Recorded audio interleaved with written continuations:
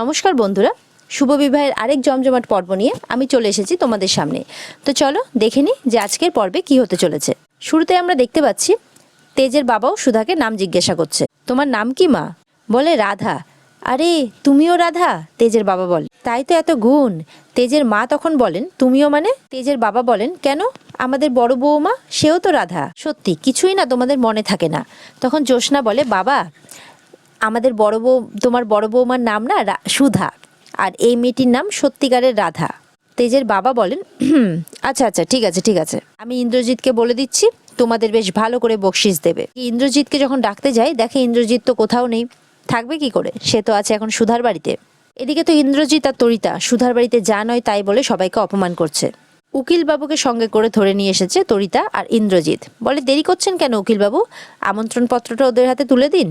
বলে দেখুন, আপনাদের উপর মামলা হয়েছে, প্রতারণা করার মামলা, আর তেজ বসু মল্লিককে ঠকিয়ে টাকা আদায় করার মামলাটাও করা হয়েছে এখানে। উকিলবাবু বলেন তেজ বসু মল্লিককে 30 লাখ টাকা যদি 15 দিনের মধ্যে ফেরত দিতে না পারেন তাহলে কিন্তু আপনারা সপরিবারে সংশোধনাগারে যাবেন। এই সমস্ত কিছু শুনে তেজের জেঠুর হার্ট অ্যাটাক আসে, শরীর খারাপ করতে থাকে। তরিতা বলে দিদিভাই কোথায়, আসতে বলুন। তখন সুধার মা বলে সুধা মানে? তখন তরিতা বলে এ কি, ঠাম্মি তো ওকে কালকে রাত্রে বাড়ি থেকে বের করে দিয়েছে। এ কি, ও আসেনি? ঠাম্মি কাঁদতে থাকে, বলে কোথায় আমার দিদিভাই? তরিতা বলে আমি কি করে বলবো, হয়তো যেদিকে দু চোখ গেছে চলে গেছে। এরপরে সুধা এখানে দেখা যাচ্ছে ছদ্মবেশেই সবার হাতে প্রসাদ তুলে দিচ্ছেন। প্রসাদটা খেয়ে সবাই বলে বুঝতে পেরেছো, এটা না সবাই বলতে ইমনের মা বলে আর কি, যে এটা আমাদের সেই মিষ্টিগুলোর মতো নয় যে মিষ্টিটা তোমাকে রেডি করে একজন দিচ্ছিল, বিজিতে চেনা। আচ্ছা, আমরা একে হাইজ্যাক করে নিতে পারি না? ইমনের মা বলেন এত মিষ্টি অত অর্ডার তৈরি করতে কাজে লাগবে তো। মনে মনে ভাবে ব্রিজিতের ওই সেফের বানানো মিষ্টি আর এই মিষ্টি স্বাদ হুবহু এক, এটা কি করে পসিবল হতে পারে? ইমন ভাবতে থাকে। ওখানে লোকজন বলতে থাকে ঠাম্মিকে যে এবারের পুজোর মতো এত আন্তরিকতা, এত সুন্দর, এত নতুনত্ব, এত ভক্তি এর আগের পুজোতে কিন্তু কখনো দেখিনি আমরা, সত্যি ইউনিক। আরো লোকজন বলতে থাকে, খুব সুনাম করতে থাকে তারা। বাড়ির সবাই তো শুনে খুব খুশি হয়। সত্যি এত ঝড় বৃষ্টির মধ্যে আপনারা যে এত কিছু অ্যারেঞ্জ করেছেন আমরা তো ভাবতেই পারছি না। আমরা তো ভেবেছিলাম এই বছরের সমস্ত আয়োজন নষ্ট হয়ে যাবে। এবারের পুজো সত্যি খুব স্পেশাল। আর প্রসাদ, এরকম ভোগ তো আমরা আগে কখনো খাইনি। সমস্ত সুধার জন্যই হয়েছে, তেজের বাবা বলে বসেন। তেজ তো তখন তার বাবার দিকে তাকায়। তেজের বাবা তখন বলে না মানে রাধা, এই যে রাধা। বলে দাদা, সঠিক সময়ে সঠিক নামটা উচ্চারণ করার তুমি আর সময় পেলে না? ঠাম্মি তখন বলে সবই আমার গজাননের ইচ্ছা, বাড়িতে ওই মেয়ে আছে বলেই হয়তো গজানন পুজো নেননি, এটা মনে মনে ভাবতে থাকে ঠাম্মি। ঠাম্মিকে প্রসাদ দিতে যায় সুধা, আই প্রসাদ। তখন ঠাম্মি বলে দাঁড়াও, তোমার থেকে প্রসাদ আমার নেওয়ার আছে, কিন্তু তার আগে তোমাকে কিছু দেওয়ার আছে আমার। ঠাম্মি তখন গলা থেকে একটা হার খুলে সুধাকে পরিয়ে দেয়। ঠাম্মি বলে এটা তোমার উপহার, আজ তোমাদের জন্য পুজো সফল হয়েছে, আমি তোমায় আশীর্বাদ করি তুমি সারা জীবন সফল হও কাজে, তোমাদের ব্যবসাও আরো অনেক বড় হোক। সুধা তখন প্রণাম করতে গেলে ঠাম্মি বলে না না প্রণাম নয়, সামনে গজানন আছেন, গজাননের সামনে প্রণাম করতে হয় না। গজানন হয়তো চেয়েছিলেন তোমার হাতে পুজো নিতে। মনে মনে ভাবতে থাকে অজান্তে হলেও আপনি নিজে থেকে আমাকে আশীর্বাদ করেছেন ঠাম্মি। আর মনে মনে হাসতে থাকে সুধা। এরপরে মিডিয়া প্রশ্ন করতে থাকে আপনাদের অফিসটা কোথায়? সুধা তো এবার বিপাকে পড়ে যায়। তেজও কি করবে কিছু বুঝে পায় না। এসএমবি ইভেন্টের নাম তো এর আগে কখনো শুনিনি। মিডিয়া বলে এর আগে কোন কোন ইভেন্ট করেছেন আপনার? তেজ তখন বলে উনি বাংলা বোঝেন না, আর ভোগ শুরু হয়ে যাবে, আপনারা চলুন এখন সবাই ভোগ খেতে চলুন বলে সবাইকে নিয়ে চলে যায় তেজ। সমুদ্র তখন ঝিনুকদেরকেও নিয়ে চলে যায় ভোগ খাওয়ানোর জন্য। এরপরে ঠাম্মি যখন সুধার দেওয়া প্রসাদটা খায় তখন তো ঠাম্মি মনে মনে ভাবতে থাকে এই স্বাদ তো আমার খুব চেনা। এরপরে আলাদা জায়গায় গিয়ে সুধা তেজ কথা বলতে থাকে। সুধা তেজের হাতে প্রসাদ দেয়। সুধাকে আবারও ধরতে গেলে সুধা সরে যায়। সুধা বলে মনে নেই ঠাম্মি কি বলেছেন, আপনার আমাকে ছোঁয়া বারণ। তেজ বলে থ্যাংক ইউ সো মাচ, আজ সবকিছু আপনার জন্যই সম্ভব হয়েছে, আজকে সবটা আপনার জন্য সম্ভব হয়েছে, আপনি এটা প্রমাণ করে দিয়েছেন যে আপনি ঠিক আর আমি ভুল। সুধা হাসে। তেজ সুধার দিকে তাকিয়ে থাকে। সত্যি সুধা, মেয়েরা সব পারে, আর এটা হয়তো আপনাকে না দেখলে আমি বিশ্বাসও করতাম না। আমি বলছি আপনাকে দেখে নেবেন, আপনি একদিন খুব বড় ব্যবসায়ী হবেন, ঘরে বাইরে সব সমান দক্ষতায় সামলাবেন আপনি। আমি আজকে কথা দিচ্ছি যে সারা জীবন আপনার পাশে থাকবো। এদিকে সুধার মা সুধাকে বারবার করে ফোন করতে থাকে। বলে যে মা বারবার করে আমি ফোন করছি কিন্তু সুধা ফোনটা ধরছে না। ঠাম্মি বলে না না, ও আমাদেরকে ছেড়ে কিছুতেই চলে যেতে পারে না, বাড়ি থেকে চলে যাবে এই কথা আমি কিছুতেই বিশ্বাস করতে পারি না। ঠাম্মি বলে। দোয়েল বলে আমি তো ভালো করেই তোমাকে এর আগেই বলেছিলাম যে সুধাদি একদিন আমাদের বাড়ির জন্য বিপদ রেখে আনবেই। এদিকে সুধার জেঠু তো সুধার কথাই ভেবে যাচ্ছে। আর জেঠিমা বলে তুমি এখনো ওই সুধার কথাই ভাবছো, যে মেয়েটা আমাদেরকে বিপদে ফেলে পালিয়ে। জেঠিমা বলে সুধাই ওর বরকে চাপ দিয়ে এই টাকাটা আদায় করেছিল, কিন্তু আমরা তো চাইনি। ঠাম্মি বলে কেন বলছো এই মিথ্যে কথা বড় বৌমা, টাকার জন্য জোর করে তুমি তো এই বিয়েটা দিতে চেয়েছিলে, আর যদি তারা কেস করেও থাকে তার জন্য আমরা দায়ী। সবাই মিলে বাড়িতে সুধাকে দোষারোপ করতে থাকে। সুধার মাকেও অনেক কথা শোনায় তার জেঠিমা, বলে দেখ এই মানুষটাকে দেখ, সুধার জেঠুর দিকে দেখিয়ে বলে এই মানুষটা আজকে অসুস্থ হয়ে গেছে, এই মানুষটা আজকে পাথর হয়ে গেছে।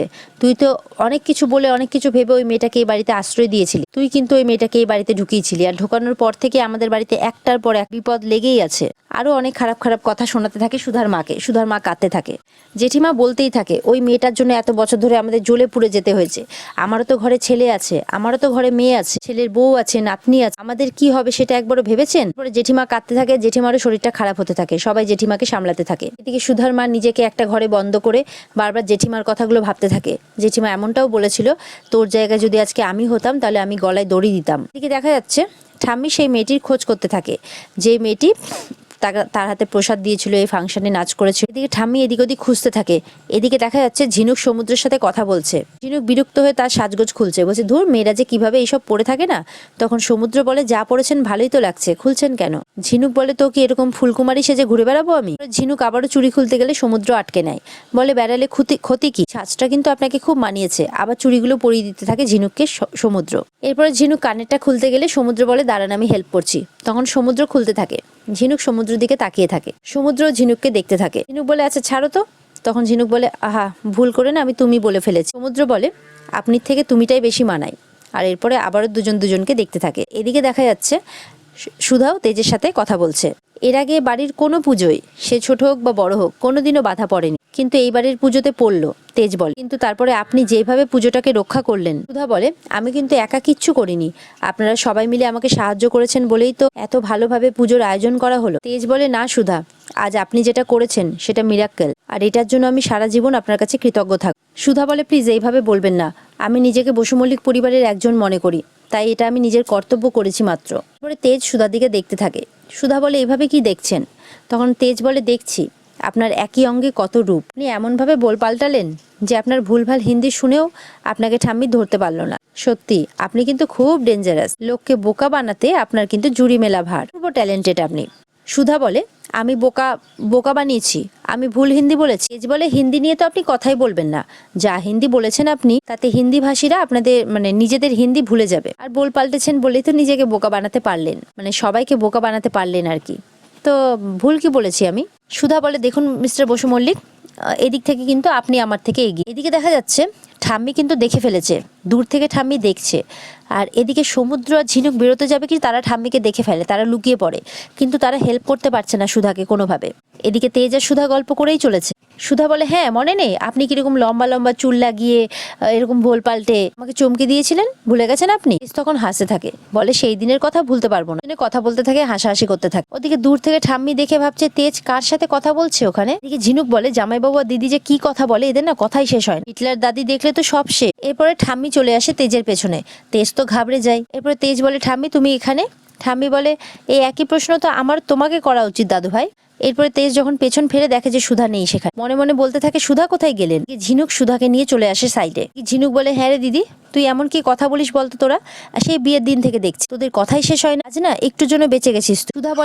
সুধা বলে ঠাম্মি এখানে কেন? তখন আমি তো বুঝতেই পারিনি যে ঠাম্মি এখানে চলে আসবে। ঝিনুক বলে হিটলার দাদি না খুব স্মার্ট, উনি ঠিক কিছু একটা বুঝতে পেরেছেন, ওই জন্য এভাবে পেছনে পড়ে আছেন। তেজকে বলে ওই মেয়েটা কোথায়, ওই রাধা, ওকে ডাকো। বিস্কুটের মূর্তি মিষ্টি এগুলো কে বানিয়েছে এটা আমি ওর কাছ থেকে জানতে চাই। মনে মনে তেজ বলতে থাকে ঠাম্মি কি সবটা জানতে পেরে গেছে। পরে সমুদ্র আসে, বলে ঠাম্মি তুমি এখানে?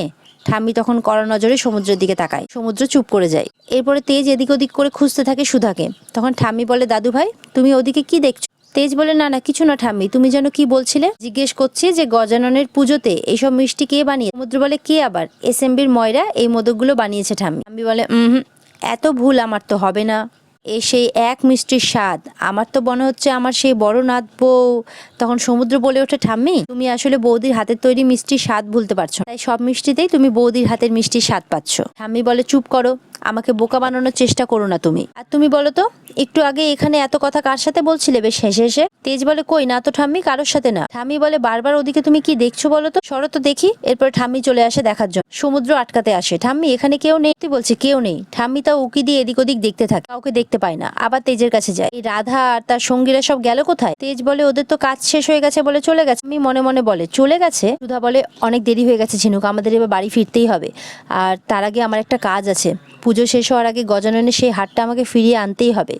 ঝিনুক বলে, তুই জানিস যে হারটা কোথায় আছে? সুধা বলে, না আমি জানি না। সেই সময় সমুদ্র চলে আসে, বৌদি তোমাকে একটা জিনিস দিতে ভুলেই গেছি। চিরকুটের পরীক্ষা ছিল, ও স্কুলে যাওয়ার সময় আমাকে কাগজ দিল একটা, বললো তোমাকে দিতে, খুব জরুরি। সুধা কাগজটা নেয়, বলে চিরকুট আমার জন্য পাঠিয়েছে? চিরকুটে লেখা কাগজটা সুধা পড়ে। সুধা তো দেখে পুরো পড়ে পুরো চোখ বড় বড় করে ফেলে। এদিকে ঝিনুকের ফোনে ফোন আসে, সমস্ত কথা শুনে তো এদিকে ঝিনুক খুব অবাক হয়ে যায়। ঝিনুক ফোনের মধ্যে মা বলে কেঁদে ওঠে। সুধা অবাক হয়ে যায়, ঝিনুকে জিজ্ঞাসা করে, কি হয়েছে ঝিনুক, কি হয়েছে? মায়ের কথা শুনে, মা বলছে এই কথাটা শুনে সুধা খুব ভয় পেয়ে যায়। আর এখানে আজকের পর্ব শেষ হয়ে যায়। তো বন্ধুরা, কেমন লাগলো তোমাদের আজকের পর্ব? যদি ভালো লেগে থাকে অবশ্যই কিন্তু চ্যানেলকে লাইক, কমেন্ট আর সাবস্ক্রাইব করতে ভুলবে না।